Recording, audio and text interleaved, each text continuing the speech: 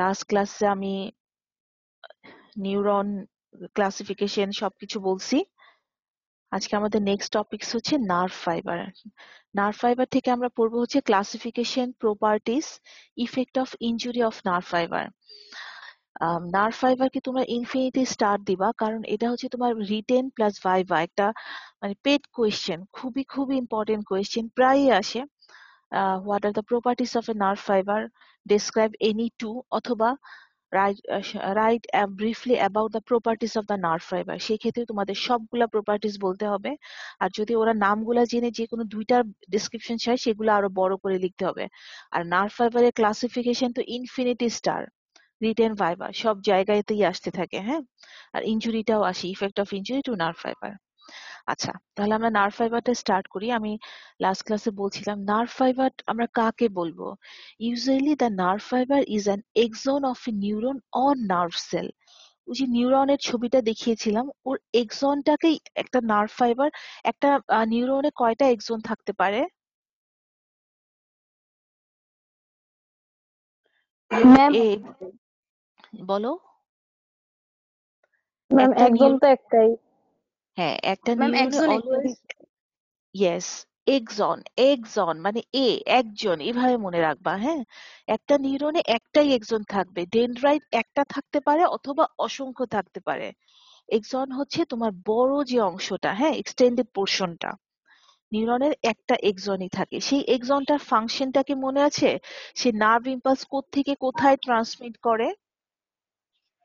Ma'am centre এটা থেকে periphery. এটা কিন্তু তোমার একদম বেসিক। হ্যাঁ, কি কি বলছি যে এক্সনের তোমার ফাংশনটা কি, একটা নার্ভ ইম্পালস কে কোত্থেকে কোথায় ট্রান্সমিট ম্যাম করবে? সেন্টার থেকে না, পেরিফেরি থেকে নির্দেশ। পেরিফেরি, মানে সেন্ট্রাল নার্ভাস সিস্টেম থেকে পেরিফেরাল নার্ভাস সিস্টেমের দিকে না নিয়ে আবার যাবে। সিস্টেম। আর আর বাস, তোমার কথাও ঠিক আছে, সেন্ট্রাল থেকে পেরিফেরিতে যায়। আর ডেনড্রাইটটা জাস্ট অপোজিট, পেরিফেরি তোমার থেকে ম্যাম উপরে থেকে সেন্টার। সেন্টারে, মানে ইম্পালসটা ক্যারি করে নিয়ে আসে। Very good, very good.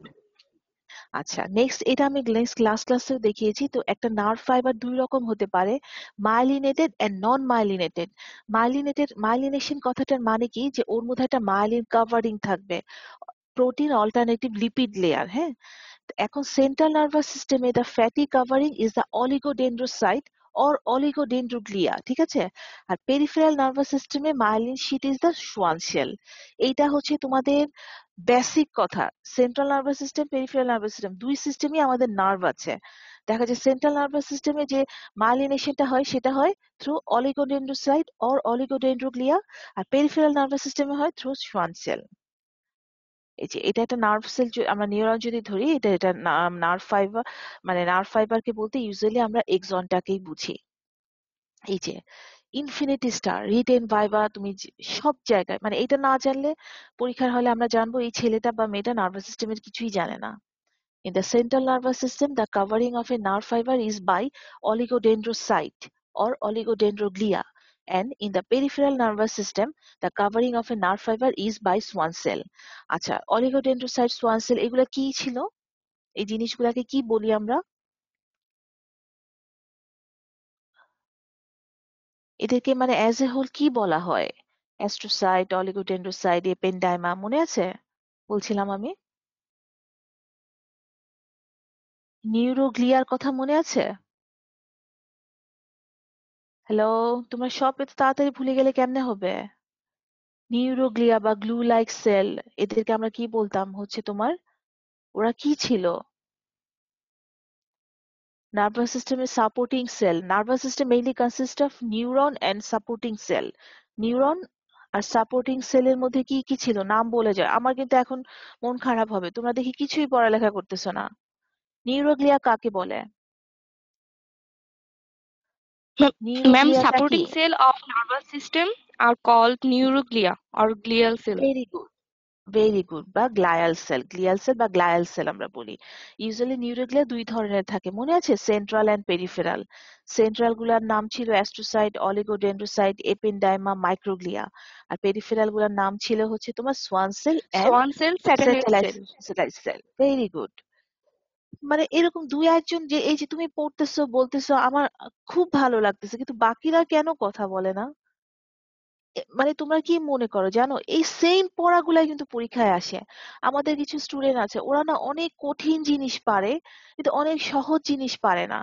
যেমন ধরো অনেক স্টুডেন্ট আছে যারা যেমন নিউরন কাকে বলে সেটাই বলতে পারে না, কিন্তু ভিতরের অনেক কিছু নার্ভ সেলের ইনজুরি ওগুলা বলতে পারে।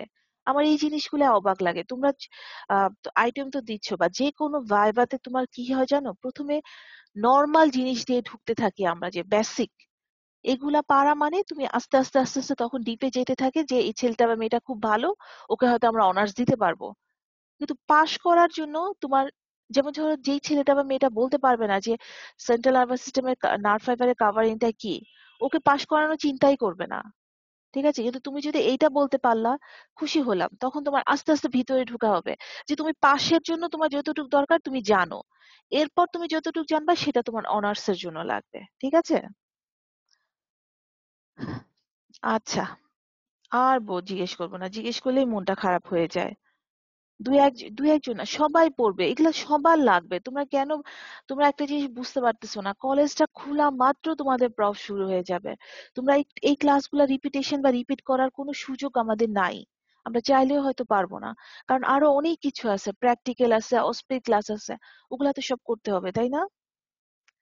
আচ্ছা, তাহলে আবার আবার বলে যাচ্ছি, the covering of a nerve fibre in the central nervous system by oligodendrocyte or oligodendroglia and within the peripheral nervous system by Schwann cell.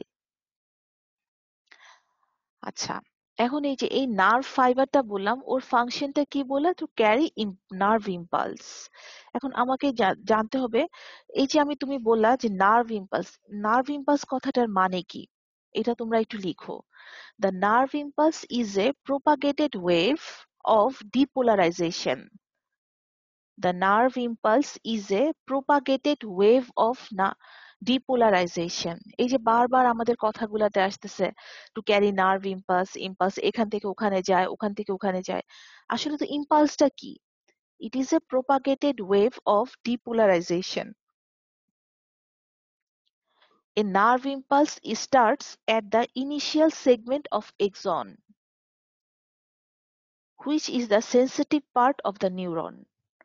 আবার বলছি, a nerve impulse starts at the initial segment of axon, which is the sensitive part of a neuron. তাহলে the nerve impulse যদি তোমাকে ভাইভাতে অবশ্যই ধরবে, what is nerve impulse, তুমি যে impulse বললা, the nerve impulse is a propagated wave of depolarisation. It usually starts, a nerve impulse usually starts at the initial segment of axon, which is the sensitive part of a neuron. সাথী বাদে অন্য যে কোনো একজন বলো, nerve impulse কি লিখেছো? Ma'am, nerve impulse is a propagated way of depolarization. না না, Usually প্রোপাগেটেড start. Wave, excuse me, wave, WAVE, wave মানে একটা ঢেউ, বুঝছো? প্রোপাগেটেড ওয়েভ, জি ম্যাম। WAVE না, কিন্তু ওয়ে না। আমরা পড়ছিলাম না, action potential is like a depolarisation, এটা একটা সমুদ্রের ঢেউয়ের মতো না? তাহলে একটা প্রোপাগেটেড ওয়েভ। জি এবার ম্যাম। বলো, বলো, a nerve impulse. Nerve impulse is a propagative wave of depolarization. হ্যাঁ, Usually তারপর start at the initial segment of axon, which is a sensitive part of neuron. Very good, very good. তোমাকে nerve impulse বলে এইটুকু কথা বললেই more than enough. তাহলে it is a propagated wave of depolarisation. A nerve impulse usually starts at the initial segment of axon. আমি ছবিটা দেখাইছিলাম মনে, ওই যে এক্সন হিলকের জাস্ট মানে সাথেই অংশটা, which is the most sensitive part of a neuron. আচ্ছা, একটা আনমাইলিনেটেড এন্ড মাইলিনেটেড ফাইবারে একটা নার্ভ ইম্পালস কিভাবে ট্রাভেল করবে? মাইলিনেটেড ফাইবারে তো তোমরা জানো বাই স্যালটেটরি কন্ডাকশন, তাই না? মানে জাম্পিং এর মাধ্যমে, এগুলোকে তোমরা কিন্তু জিপিতে পড়ে আসছো। আর আনমাইলিনেটেড ফাইবারে it travel continuously with along the axolemma, মানে এক্সনের যে একটা মধ্যের অংশটাকে আমরা এক্সোলেমা বলি। Continuously along the axolemma, progressively exciting the neighbouring areas of the membrane. ঠিক আছে, মেইনলি জানতে চাই হচ্ছে মাইলিনেটেড নার্ভ ফাইবারে তোমার একটা নার্ভ ইম্পালস কিভাবে প্রোপাগেটেড হয়, থ্রু স্যালটেটরি কন্ডাকশন। আচ্ছা, এই what are the properties of a nerve fibre? Infinity star, মানে ভাইবা রিটেনের জন্য মানে মোস্ট কমন এবং ইম্পর্টেন্ট কোয়েশ্চেন রিটেনে আসবে। Write down the properties of a nerve fibre, অথবা name the properties of a nerve fibre, describe any two, any three, অথবা এভাবে টোটালি আসবে briefly discuss about the properties of a nerve fibre. ওভাবে যদি আসে তোমার 5 নাম্বার থাকবে, তোমার এই আটটা প্রপার্টি একদম আঙ্গুলে গুনে গুনে আটটা লিখবা, সাথে একটু একটু করে ডেসক্রাইব করতে হবে। আর যদি তোমার ডেসক্রাইব এনি টু, সেই ক্ষেত্রে তোমার মানে আমি অ্যাজ এ হোল যে কোনো সবগুলাই লিখে নিয়ে আসছি, কিন্তু যদি এনি টু বলে যে কোনো দুইটা ডিটেলস লিখতে হবে, ঠিক আছে? আটো প্রথমে এই আটোটার নাম দিবা, তারপরে যে কোনো দুইটা ডিটেলস লিখবা, অথবা যদি আসে সবগুলার কথা, এই আটোটাই তোমার প্রত্যেকটা একটু একটু করে ডেসক্রাইব করে যেতে হবে। আচ্ছা, তাহলে তোমার একটা নার্ভ ফাইবারের প্রপার্টি যদি বলে, মানে একটা নার্ভ ফাইবারে কি কি ক্যারেক্টারিস্টিক আছে, ওকে আমরা নার্ভ ফাইবার কেন বলি, ওর কি কি মানে গুণ আছে বা কি কি ক্যারেক্টারিস্টিক থাকতে পারে। Number 1, excitability. Number 2, conductivity. Number 3, all or none law. Number 4, refractory period. Number 5, summation. Number 6, adaptation. Number 7, accommodation. Number 8, indefatigability. এটা এটা উচ্চারণ করতে একটু কষ্ট হয়, কিন্তু তারপর এটা বলতে হবে indefatigability বা indefatigability। এক এক জায়গায় এক এক ভাবে বলে। আবার বলছি, এই তোমরা সবচেয়ে আগে এই 8টা প্রপার্টির নাম পড়বা। শুনো, আমরা ক্লাসে একটু অল্প করে পড়াবো যেন তোমরা এটা ক্যাচ করতে পারো। এই প্রত্যেকটা জিনিস তোমরা দেখো, তোমরা 5 বছরের কোয়েশ্চেন, 10 বছরের কোয়েশ্চেন, এখন তো তোমরা নার্ভাস সিস্টেমে চলে আসছো। প্লিজ আমার একটু অনুরোধ থাকবে, কোয়েশ্চেন গুলা ঘাটবা, আগের কোয়েশ্চেন গুলা দেখবা যে কেমন করে বোর্ডে কোয়েশ্চেন গুলা আসছে। কোয়েশ্চেনের সাথে পরিচিত হওয়াও কিন্তু অনেক ব্যাপার, বড় একটা ব্যাপার। হ্যাঁ, ওই আমরা পুরো, তোমরা যখন আসবে কলেজে, সব ঠিকঠাক হবে ইনশাআল্লাহ, তখন আমরা তোমাদেরকে কোয়েশ্চেন গুলা দেখাবো। যে অনেক সময় দেখা যায় কি জানো, মানে কোয়েশ্চেন ফোবিয়া বলে একটা কথা আছে, পারা জিনিস কিন্তু তাও কোয়েশ্চেনে আসছে আমি পারি না, কিন্তু এমনিতে তোমার পরীক্ষার হল থেকে বের হয়ে মনে হবে এটা তো আমি খুব ভালো পারতাম। মানে ওই কষ্টটা যেন কারো না হয়। তাহলে what are the properties of a nerve fibre? Excitability, conductivity, all or none law, refractory period, summation, adaptation, accommodation, indefatigability. ঠিক আছে, এই 8টাই বলতে হবে। প্রপার্টিস তোমাকে ভাইভাতেও বলে একদম বাই সিরিয়াল ওয়াইজ এই 8টাই পড়বা, একদম একদম এইভাবেই বলে যাবা। তাহলে number 1, excitability. The nerve fiber can be stimulated by a single stimulus, which can be mechanical, thermal, chemical or electrical. মানে একটা নার্ভ ফাইবারের এক্সাইটেবল হওয়ার একটা এবিলিটি আছে। ইট ক্যান, যখন একটা নার্ভ ফাইবার একটা appropriate strength and duration stimulus পাবে, তোমার একটা মানে থ্রেশহোল্ড স্টিমুলাস বা অ্যাপ্রোপ্রিয়েট স্টিমুলাস বলতে কি বুঝো জানো? দুইটা কথা বলতে হবে। অ্যাপ্রোপ্রিয়েট স্ট্রেংথ মানে স্ট্রেংথটা যেন অ্যাপ্রোপ্রিয়েট হয়, এবং ডিউরেশনটা যেন অ্যাপ্রোপ্রিয়েট হয়। দেখা যাবে তুমি খুব হাই ডোজে একটা স্টিমুলাস দিলা, কিন্তু ডিউরেশনটা খুব কম, ওটা অ্যাপ্রোপ্রিয়েট হলো না। অথবা তুমি খুব লো হাই ডোজে একটা স্টিমুলাস দিবা, ডিউরেশনটা খুব বেশি, তখনও তোমার অ্যাপ্রোপ্রিয়েট হলো না। একটা সার্টেন স্টিমুলাস মানে একটা সার্টেন স্ট্রেংথ এন্ড একটা সার্টেন ডিউরেশন, মানে হচ্ছে তোমার স্টিমুলাসের লেভেলটা এবং ডিউরেশনটা একটা লিমিটের মধ্যে থাকতে হবে। ঠিক আছে, আমাকে বলো তো, একটা লার্জ নার্ভ ফাইবারের রেস্টিং মেমব্রেন পটেনশিয়াল কত ছিল? মনে আছে? নার্ভ ফাইবারের তোমরা পড়ছো জিপিতে। Ma'am 90 minus resting membrane potential বলতে হলে माइनस 90 मिलीवोल्ट। 90 না 70? 70 মিলিভোল্ট না নাকি? আমি তো ইয়েতে দেখলাম, সিসি চার্জারটিতে দেখলাম 70 মিলিভোল্ট। ঠিক আছে, হয়তো গাইডলাইনে 90 থাকতে পারে। আমরা নার্ভাস সিস্টেমের জন্য এই প্রপার্টি গুলা তোমার ওই যে সিসি চ্যাটার্জি আছে না, ওই বইটাতে খুব সুন্দর করে দেয়া গোছানো আছে, ওখানে দেখে নিও একটু। হ্যাঁ, তাহলে a nerve fibre can be stimulated by a suitable stimulus. Suitable means with appropriate strength and duration, which may be mechanical, thermal, chemical or electrical. তাহলে হচ্ছে the action potential usually depends on the strength and duration of stimulus. This is the excitability of a nerve fiber. Number 2, conductivity. Conduction মানে হচ্ছে passage, মানে transmit হওয়া। তাহলে a nerve impulse is conducted along a nerve fiber, এটা আমরা জানি, একটা impulse একটা নার্ভ ফাইবার দিয়ে ট্রাভেল করে। ইউজুয়ালি দেখা যায় the conductivity shows the following characteristics.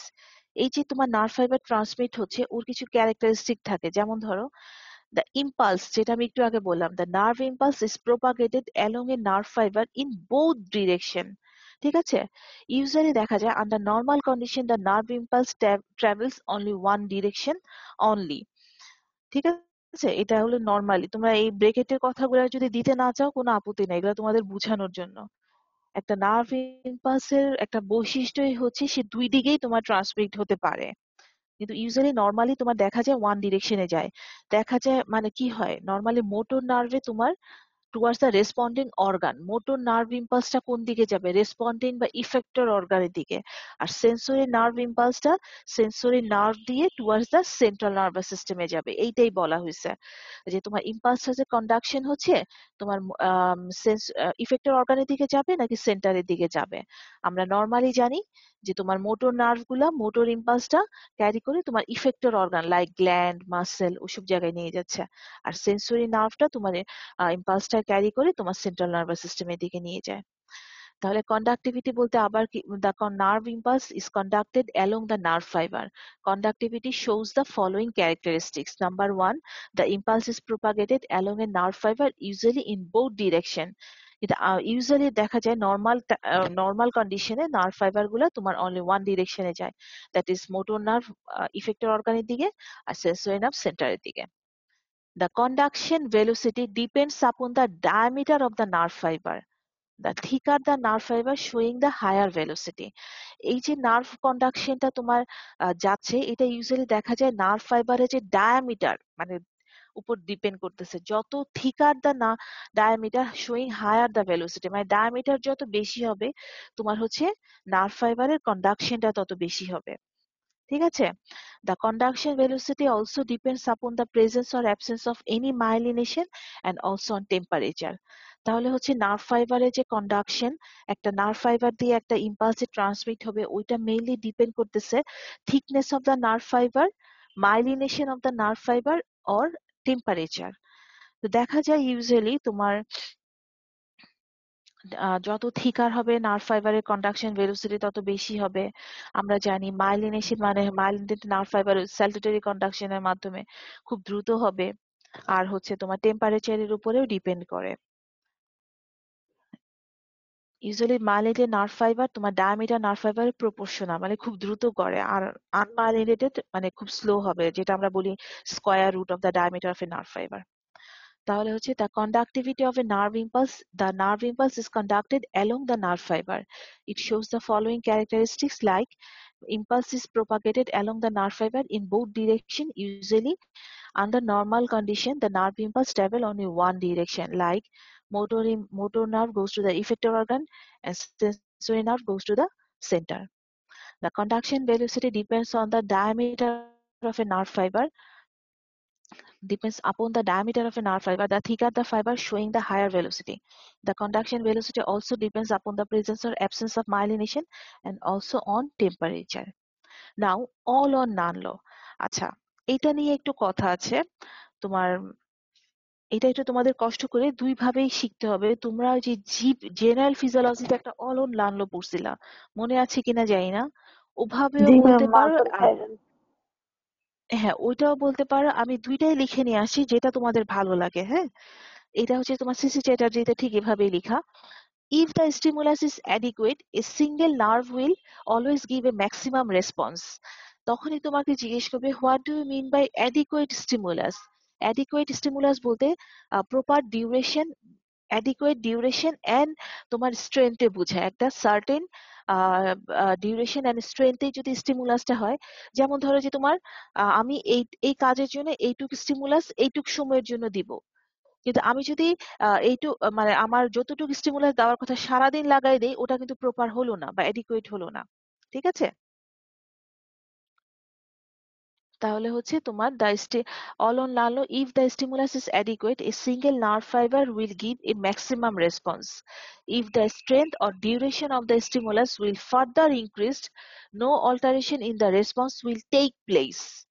This property is present in a single nerve preparation. In the whole nerve preparation, the property is different.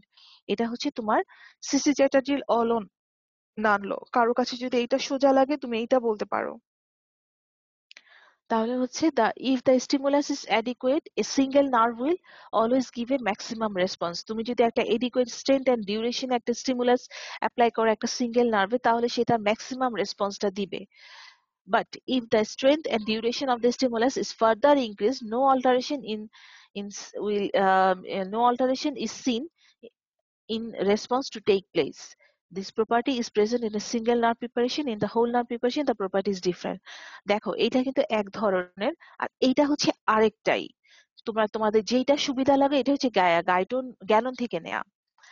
The action potential fails to occur in a nerve fiber if the stimulus is sub-threshold in a magnitude, and it occurs if the stimulus is at or above the threshold intensity. Further increase in the intensity of the stimulus produces no alteration or change in the action potential. কেউ আবার দুইটাই লিখে দিও না, আমার কথা বাংলা কথা বুঝছো তো? দুইটা থেকে তোমরা জি দুইটাই ম্যাম। পড়বা, যেটা সহজ লাগে ওইটা হচ্ছে তোমার সিসি চ্যাটার্জি থেকে নেয়া, এটা হচ্ছে জ্ঞানন থেকে নেয়া। আমাদের অনেক স্যার ম্যাডামরা এইটাই শুনতে চায় আর কি। The action potential fails to occur in a nerve fiber if the stimulus is sub-threshold. মানে হচ্ছে threshold মানে কি একটা লিমিট, একটা ম্যাক্সিমাম লিমিট পর্যন্ত, ঠিক আছে, in strength and duration. Sub threshold, sub মানে হচ্ছে বলি না সাব স্ট্যান্ডার্ড, ওর অ্যাটিটিউডটা সাব স্ট্যান্ডার্ড ছিল, বা এই জিনিসটা আমি নিব না, এটা সাব স্ট্যান্ডার্ড মানে অ্যাকর্ডিং টু স্ট্যান্ডার্ড না। মানে একটা স্টিমুলাস যদি তোমার সাব থ্রেশহোল্ড লেভেলে থাকে তখন তোমার কোনো অ্যাকশন পটেনশিয়াল হবে না, fails to occur, and it occurs if the stimulus is at or above the threshold intensity. এবং তোমার একটা অ্যাকশন পটেনশিয়াল তখনই হবে যখন তোমার এটা at or above the threshold intensity তে থাকবে, এট অর অ্যাবাভ, বাট বিলোতে কখনোই তোমার কোনো অ্যাকশন পটেনশিয়াল হবে না। And further increase in the intensity of the stimulus produces no alteration or change in the action potential. মানে হচ্ছে একটা সার্টেন লিমিট পর্যন্তই তুমি স্ট্রেংথ এন্ড ডিউরেশনটা দিতে পারবা, এর বেশি দিলেও হবে না, এর কম দিলেও হবে না, একটা নির্দিষ্ট লেভেল পর্যন্ত। এটাই হচ্ছে অল অর নান ল। তাহলে আবার বলছি, the action potential fails to occur in a nerve fiber if the stimulus is subthreshold in magnitude, and it occurs if the stimulus is at or above the threshold intensity. It occurs, দেখো, if the stimulus is at or above the threshold intensity. Further increases in the intensity of the stimulus produces no alteration or change in the action potential. বুঝছো? মানে যে কোনো কিছু তোমরা মুখস্থ করার চেষ্টা করো না, প্লিজ বুঝে পড়ো। মুখস্থ করলে তোমার এই জিনিসগুলা কিন্তু তুমি যখন অনেক বড় হয়ে যাবে তখনও লাগবে। যেমন তুমি তোমার ওয়ার্ডে একটা স্ট্রোকের পেশেন্ট বা একটা নার্ভাস সিস্টেমের পেশেন্ট দেখলা, তখন হয়তো স্যার তোমাকে হঠাৎ করে বলে ফেললো যে একটা নার্ভ ফাইবারের প্রপার্টি এগুলা বলো। তোমরা কিন্তু মনে করো না যে তোমরা এই লেভেল পার করে গেলে এগুলা তোমাদেরকে ধরা হবে না, বরং এগুলো আরো বেশি ধরা হবে, এগুলা বেসিক। আমরা সবসময় একটা কথা জানি, যে ফিজিওলজি জানে সে প্যাথোলজি জানে, সে মেডিসিন জানে। তুমি যদি একটা রোগ দেখলা, তুমি যদি নর্মালটা না জানো, তুমি অসুখটা কি তুমি এটা কম্পেয়ার করতে পারবা না। মানে সুস্থ হলে এরকম হলো, নার্ভ ফাইবারটা এরকম থাকতো, অসুস্থ হলে এরকম হয়ে গেল, যে অল ও নাল ওটা দেখাচ্ছে না। বুঝছো? এইভাবে পড়ে বুঝে পড়তে হবে। তাহলে আমি দুইটাই তোমার দেখালাম, যেটা তোমাদের ভালো লাগে পড়ো। ম্যাক্সিমাম টিচাররা এটাই শুনতে চায়, এটাই হয়তো পড়বে, কিন্তু এটা আমার কাছে একটু কঠিন লাগে, এটা বরং সোজা লাগে। এখন তোমাদের ব্যাপার। নাও রিফ্র্যাক্টরি পিরিয়ড, তাহলে আমরা কি কি দেখলাম? এক্সাইটেবিলিটি, কন্ডাক্টিভিটি, অল ও নান লো, রিফ্র্যাক্টরি পিরিয়ড। এই যে আমরা সিভিএস এ যেরকম পড়ে আসছিলাম অনেকটা এরকমই। রিফ্র্যাক্টরি পিরিয়ড কি? When nerve fiber is once excited, it will not respond to a second stimulus for a brief period. মানে একটা নার্ভ ফাইবার যখন একবার এক্সাইটেড হয়ে যাবে তখন একটা নির্দিষ্ট সময় পর্যন্ত সে কোনো সেকেন্ড স্টিমুলাস নিবে না, ঠিক আছে? দিস ইজ দা, মানে সে আরেকটা স্টিমুলাসের প্রতি রিফ্র্যাক্টরি হয়ে রইল, মানে তার কোনো সেন্স বা কোনো পাত্তা দিবে না। তাহলে when a nerve fiber is one excited, it will not respond to a second stimulus for a brief period, অথবা তোমরা এটা এভাবে বলতে পারো, it is the period during which the nerve fiber is non-responsive to the external stimuli or re-stimuli, ঠিক আছে, যেটা তোমরা সিবিএস এ পড়ে আসছো। আমরা জানি এটা দুই ধরনের, absolute and relative. Absolute refractory পিরিয়ডটা কি? If the period of conduction during which the nerve fiber is non-excitable and no action potential is generated, it is the period of conduction during which a nerve fiber is non-excitable and no action potential is generated even by a strong stimulus at any intensity. মানে হচ্ছে তোমার একটা nerve ফাইবারের conduction, মানে একটা nerve fibre তুমি already একটা stimulus দিছো একটা অ্যাপ্রোপ্রিয়েট স্ট্রেংথ এন্ড ডিউরেশনে, এরপর তুমি যত বেশি ইন্টেন্সিটিতে স্টিমুলাস দাও না কেন, যত বেশি ডিউরেশন বাড়াও বা যত বেশি ফোর্স বাড়াও, সে পুরা তোমার কোনো রেসপন্স করবে না, টোটালি নন এক্সাইটেবল থাকবে। এবং যখনই নন এক্সাইটেবল থাকবে তখন কোনো অ্যাকশন পটেনশিয়ালের প্রশ্ন আসে না। এইটাই হচ্ছে তোমার অ্যাবসোলিউট রিফ্র্যাক্টরি পিরিয়ড। তাহলে it is the period of conduction during which the nerve fibre is totally non excitable and no action potential is generated even a string stimulus is given at any intensity. Usually দেখা যায় একটা nerve ফাইবারের ক্ষেত্রে তোমার absolute refractory পিরিয়ডটা থাকে 0.5 millisecond. আর হচ্ছে relative refractory period, if the period of conduction during which the nerve fibre response A slide two a very strong stimulus. মানে ওকে আমি একটু বলি, রিফ্র্যাক্টরি মানে হচ্ছে, রিলেটিভ মানে হচ্ছে সে একটু মানে ছাড় দিতে পারে, তার একটু মানে কি বলবো যে একটু সে মানে, অ্যাবসোলুট মানে হচ্ছে একদম স্ট্রিক্ট কঠিন, মানে যত কঠিনই আসুক, যত ইয়েই আসুক, সে কোনো রকম কোনো রেসপন্স করবে না। আর রিলেটিভ মানে হচ্ছে খুব কঠিন যদি আসে, সে একটু মানে নড়বড়ে হয়ে যেতে পারে আর কি। This is the period of conduction during which the nerve fibre response to a very strong stimulus. তাহলে it is the period of conduction during which nerve fiber responds to a slight to a very strong stimulus, which is about usually in case of a large nerve fiber 3 millisecond. আচ্ছা তাহলে, ওহো time তো হয়ে যাচ্ছে। তাহলে হচ্ছে refractory period আমরা বলেছি দুই ধরনের, অ্যাবসোলিউট এন্ড রিলেটিভ। আরেকটা হচ্ছে নাও সামেশন। সামেশনটা কি? In a nerve fiber, the summation of a two submaximal stimuli is possible. মানে হচ্ছে তুমি একটা সামেশন মানে যোগ করা। তোমার হচ্ছে একটা নার্ভ ফাইবারের ক্ষেত্রে যদি তুমি সাব স্ট্যান্ডার্ড দুইটা স্টিমুলাই দাও, তাহলে তোমার নার্ভ ফাইবারটাকে স্টিমুলাই করা সম্ভব। আমি তো বলছিলাম যে তুমি একটা স্ট্রেংথে যদি অ্যাপ্রোপ্রিয়েট স্ট্রেংথ এন্ড ডিউরেশনে একটা স্টিমুলাই দাও, সেই নার্ভ ফাইবার আর কখনোই তোমার স্টিমুলেটেড হবে না, সে এক্সাইটেড হয়ে গেল একবার। কিন্তু তুমি যদি দুইটা স্টিমুলাই সাব ম্যাক্সিমাম লেভেল বা সাব থ্রেশহোল্ড লেভেলে দাও, তখন তোমার ওই দুইটা সামেশন হয়ে সে it can stimulate the nerve fiber. It is due to two or more sub-threshold stimuli applied the same time which may produce impulse. This is the summation. Duita sub maximum stimuli can sum together and can excite a nerve fiber. This is the property of a nerve fiber. Adaptation মানে হচ্ছে adopt করা, মানে হচ্ছে নিজের করে নেয়া। The nerve fiber quickly adapts itself. Due to adaptation, there is no excitation during the passage of a constant current. ঠিক আছে? একটা তোমার হচ্ছে একটা নার্ভ ফাইবারের মধ্যে দিয়ে একটা অ্যাপ্রোপ্রিয়েট ডিউরেশন এবং স্ট্রেংথে একটা ইম্পালস যাচ্ছে, এরপর তুমি যত স্ট্রংই দাও সে কোনোভাবেই রি এক্সাইটেড হবে না, কারণ যে নার্ভ ফাইবারটা, যে ইম্পালসটা যাচ্ছে, ওই ইম্পালসটাকে নার্ভ ফাইবারটা অ্যাডাপ্ট মানে নিজের করে নিচ্ছে। ঠিক আছে, অ্যাডাপ্টেশন। নাও অ্যাকোমোডেশন, এই কথাগুলা কিন্তু কাছাকাছি, অ্যাডাপ্টেশন অ্যাকোমোডেশন বুঝো। সামেশন মানে হচ্ছে দুইটা সাব থ্রেশহোল্ড লেভেলকে একসাথে করে একটা স্টিমুলাই প্রডিউস করা সম্ভব।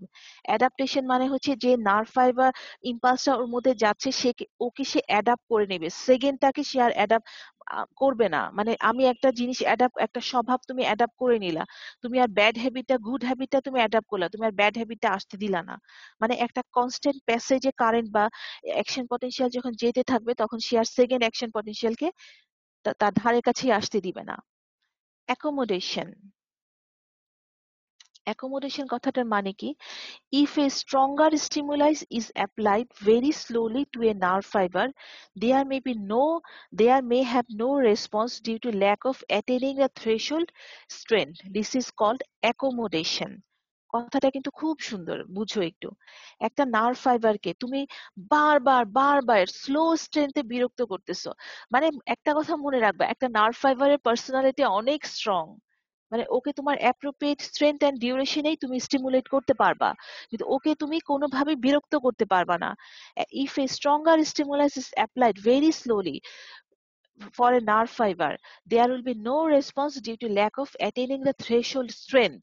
মানে তুমি একটা স্ট্রঙ্গার স্টিমুলাই দিবা একটা একটা থ্রেশহোল্ড স্ট্রেংথে, কিন্তু ওকে তুমি একটু স্লোলি, একটু একটু একটু বারবার বারবার একটু একটু করে হ্যামারিং করলা, সে কোনোভাবেই তোমার ইম্পালসটা সে গ্রহণ করবে না। এটা কেন হয়? Because slowly applied stimulus is accommodated by the nerve fibre no matter how strong stimuli is applied. মানে এই যে তুমি প্রথম কয়েকবার স্লোলি তুমি ওকে একটু ধাক্কা দিলা, তখনই তোমার নার্ভ ফাইবারটা ওইটাতেই অ্যাকোমোডেট হয়ে যায়, মানে ওইটাতেই সে তার মতো কমফোর্টেবল হয়ে যায়। তখন তোমার অনেকক্ষণ দিলেও সে আর তোমার থ্রেশহোল্ড লেভেলে যায় না।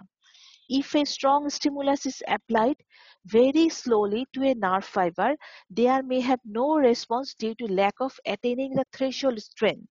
It occurs slowly because slowly applied stimulus is accommodated by the nerve fiber.